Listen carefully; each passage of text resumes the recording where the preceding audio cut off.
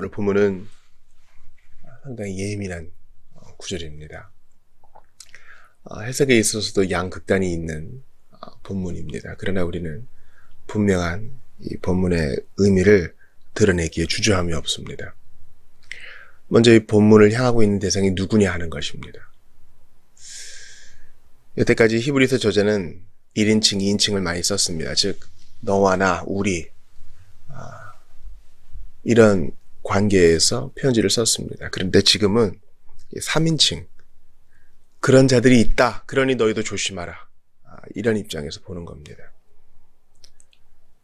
먼저는 이 본문을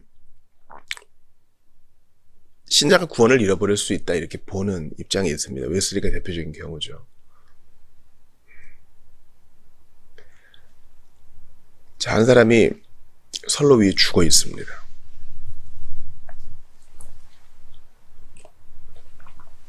왜 선로 위에 사람이 있냐 이거예요, 시체가. 웨슬리의 입장은 뭐냐면 이 사람이 기차를 잘 타고 가다가 조심하지 않아서 기차에서 떨어져 죽었다 이렇게 보는 겁니다. 이런 입장을 가진 이들은 보통 알미니안이라고 그러죠. 알미니안은 이단이 아니에요, 여러분. 알미니안은 이단이 아니고 구원론에 대한 입장 차이가 분명히 있는 것입니다. 그러나 이러한 구원론에 대한 입장을 가지게 되면 상당히 불행한 신앙생활을 하게 되고 예수님이 의도하신 또 약속하신 풍성한 신앙생활을 누리지 못해요. 빌립보서 1장 6절 기억하시죠? 너희 안에서 착한 일을 시작하신 이가 그리스도 예수의 날까지 이루실 줄을 우리는 확신하노라. 착한 일을 시작하시니 우리를 믿게 하시고 회개케 하시고 중생의 기쁨을 누리게 하신 분께서 그리스도 예수의 날까지 이루실 줄을 우리는 확신한다. 예수의 날은 뭡니까? 우리 개인적인 종말을 맞아 때가 되어 주님 나라 가든지 아니면 우리의 세대에 예수님 재림하시든지 그 종말의 때를 말하는 겁니다. 착한 일을 시작하신 분은 마지막까지 그거 이루십니다. 책임감이 있는 분이세요. 우주 제일의 어른이세요. 그거를 바울은 확신한다고 해요. 예수님도 이것을 분명히 말씀하셨어요. 요한복음 10장 28, 29절 보세요.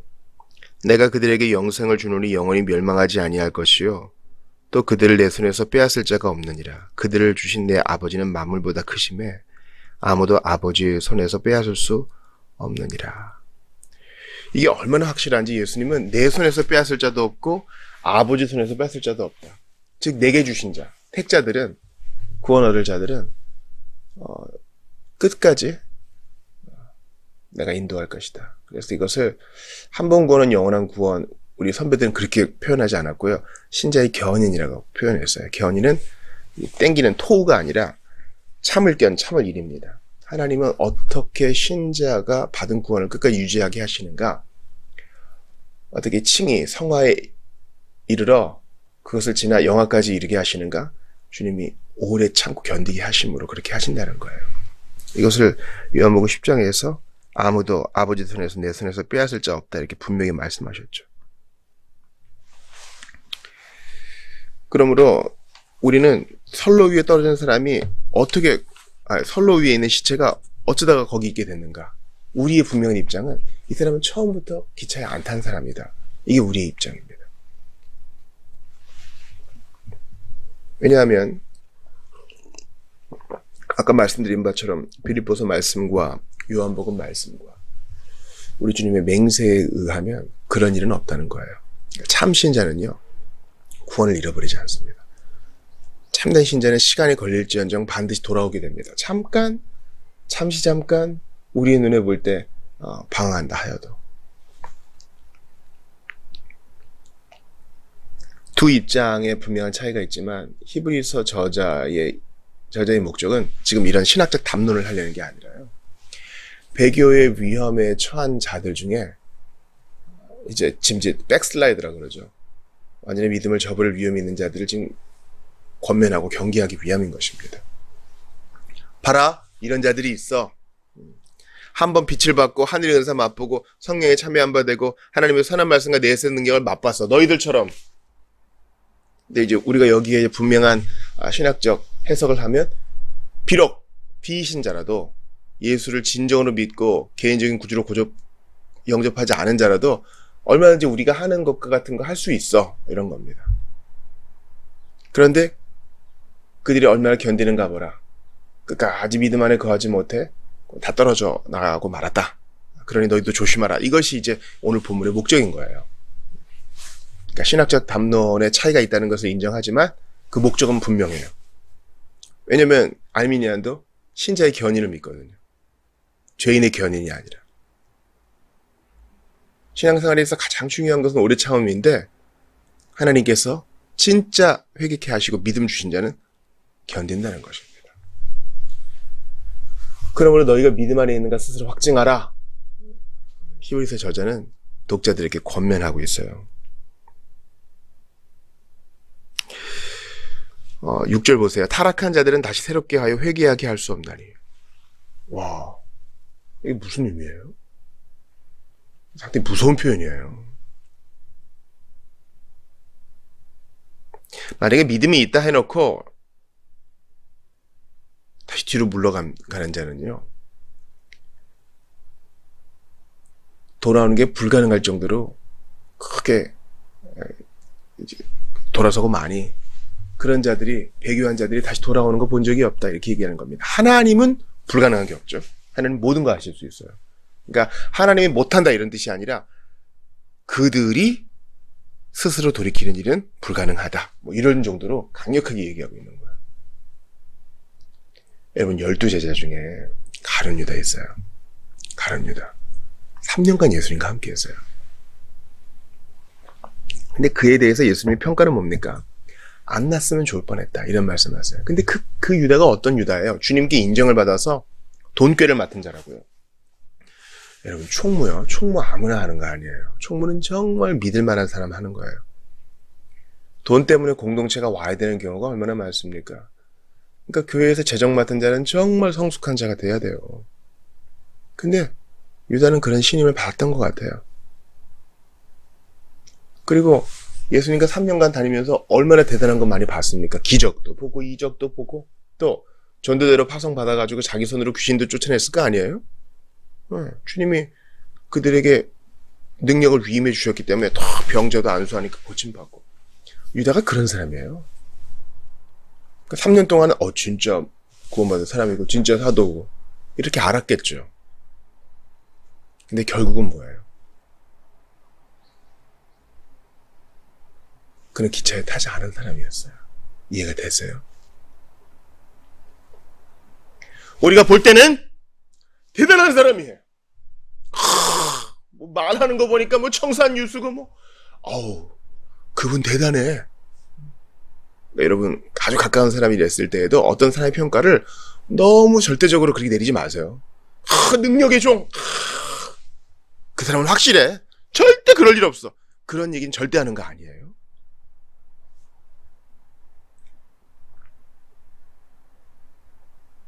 대마는 세상을 사랑하여 나를 버렸다. 대마가 그럴 줄 어떻게 알았어요?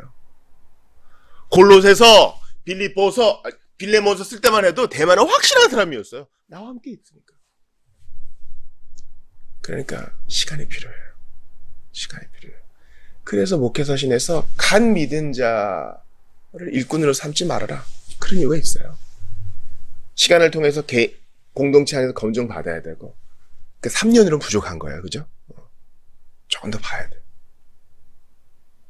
급하다고 아무나 다 이렇게 짚은 데 세우는 거 아니에요. 또 교육자와의 신방을 통해 또 드러나야 되고 또 한 번 우리가 어려운 일도 좀 겪어봐야 돼요. 그러면서 이 사람의 사람됨이 검증이 돼야 됩니다. 또한 함부로 저 사람은 믿은 자니 변절자니 진짜 회심한 자니 아니니 그렇게 평가하는 것도 말아야 돼요. 우리가 지금 3인칭의 표현을 쓰고 있다는 거 기억하세요. 너희들은 변절자야, 너희들은 배교자 이렇게 얘기한 게 아니라 그런 자들이 있어. 3인칭으로 표현하는 거야. 그런 예가 있으니 조심하라. 여러분 강단이요. 그런 경우 봤는데 강단이 마치 화살을 쏘는 마치 기관총을 쏘는 그런 것이 되어버린 때가 많아요. 사람들을 아프게 하고 찌르고. 아니요. 결국은 설교의 끝은 위로가 돼야 돼요. 끝까지 소망을 주는 것이 돼야 됩니다. 율법으로 아프게 했지만 복음으로 감사하는 것이 설교의 기능이지 않습니까? 하나님이 배교자들을 용서해 주시는 것은 불가능하지 않습니다. 그들이 자신들의 죄를 회개하지 않으려고 하기 때문에 오히려 그들이 용서함을 받는 것이 불가능할 뿐입니다. 지금 목회적인 목적을 기억하세요. 배교에 대한 경고. 이 배교의 위험에 그만큼 깊이 왔기 때문에 그만큼 아주 절실하게 경고하는 거예요. 너 그러다 죽어? 우리 그러잖아요. 아니 잠깐 이러다가 돌아올게요. 아니야, 그렇게 쉬울 것 같니? 여러분, 오래 달리기 하고 마라톤 하는 사람 보세요. 힘들어요. 걸어요.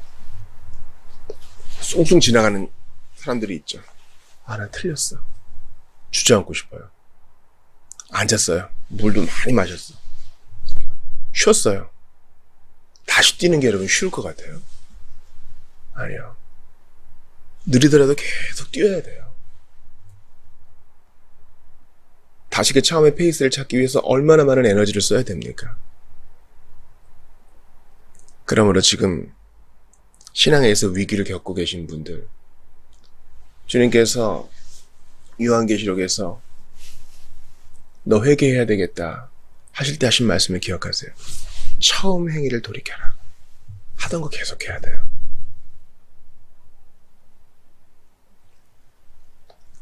기도의 맛을 회복하는 일, 하나님 말씀을 회복하는 일. 전 저한테 성경 물어보시는 분들 너무 감사해요. 기도 부탁하시는 분들 감사해요. 그것 때문에 그도 살고 나도 사는 거예요. 예수님은 이보다 더 분명한 말씀을 하십니다. 오늘 히브리서 이 저자의 논조가 너무 냉정하다 하시는 분이 있을지 몰라요. 그러나 예수님 더 냉정하게 말씀하신 적이 있는데 마태복음 7장 21에서 23절 보세요. 나더러 주여 주여 하는 자마다 다 천국에 들어갈 것이 아니요 다만 하늘에 계신 내 아버지의 뜻대로 행하는 자라에 들어가리라. 그날에 많은 사람이 나더러 이르되 주여 주여 우리가 주의 이름으로 선지자 노릇하며 주의 이름으로 귀신을 쫓아내며 주의 이름으로 많은 권능을 행하지 아니하였나이까 하리니 그때에 내가 그들에게 밝히 말하되 내가 너희를 도무지 알지 못하니 불법을 행하는 자들아 내게서 떠나가라 하리라. 진짜 회심하지 않고도요 선지자 노릇할 수 있고 진짜 예수님과 개인적 관계를 갖고 있지 않고도요 주의 이름으로 귀신을 쫓아낼 수 있고 권능도 행한대요. 권능까지 행한대요. 당연하죠. 뭐 적그리스도들도 그런 거 하잖아요. 마귀들도 권능하잖아요. 그러니까 여러분 무슨 기적을 베풀고 이런 거가 대단한 거 아니에요. 사실 그런 거는 예수님하고 상관없는 자들도 할 수 있는 겁니다. 하나님의 허용된 의지와 허락 안에서 그런 거 할 수 있는 거예요. 이야 대단하다. 그게 뭐? 이게 뭐? 뭐 뱀을 집어들고 뭐 병자를 잠깐 고치게 하는 것과 같은 그런 일들이 무슨 상관이 있어요. 진짜 중요한 건 시간 속에서 그들이 검증을 해내느냐. 세월 흘러갈수록 큰 시련 가운데서도 끝까지 믿음을 지키고 있느냐, 열매를 맺고 있느냐 하는 것입니다. 그리스도와 잠시 동행하다가 고의적으로 돌아서서 그리스도를 거부하고 상반된 방향으로 나아가는 자들, 본문은 뭐라고 얘기해요? 하나님의 아들을 다시 십자가에 못 박아 드러내놓고 욕되게 하는 것이라 그래요. 배교하는 자, 예수를 십자가에 못 박은, 예수님께 모멸감을 주었던, 하나님의 아들을 홀대했던 그 형장에 있는 사람과 다를 바가 없다는 겁니다. 그러므로 기억하세요. 하나님의 일이 뭡니까? 하나님의 일! 열심히 하겠습니다! 하나님께서 보내신 자, 예수 그리스도를 믿는 것이 하나님의 일이에요. 예수 믿는 것은 받은 증거 많도다.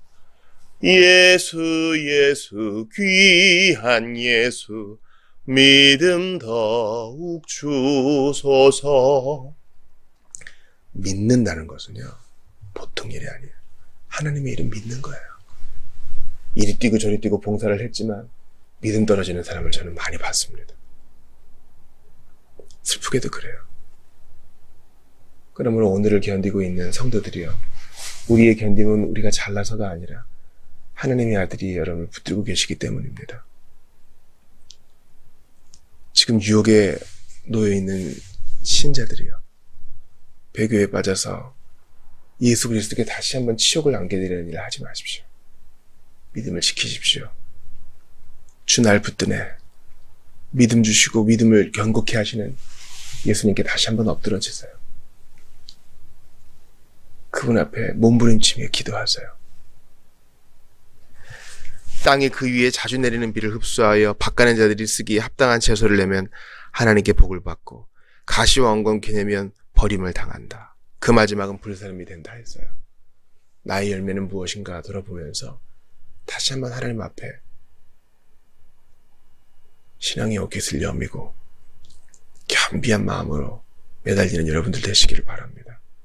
주여, 나의 열매는 무엇입니까? 돌아보면서 사실 진지하게 이런 기도 할 수 있는 자가 견디는 자예요. 이런 기도도 없는 자는 문제의식이 없는 자예요. 참으로 위험한 상태입니다. 배교가 넘치는 시대에 믿음 주시는 주님을 의지하면서 끝까지 흔들리지 않는 여러분들 되시기를 바랍니다.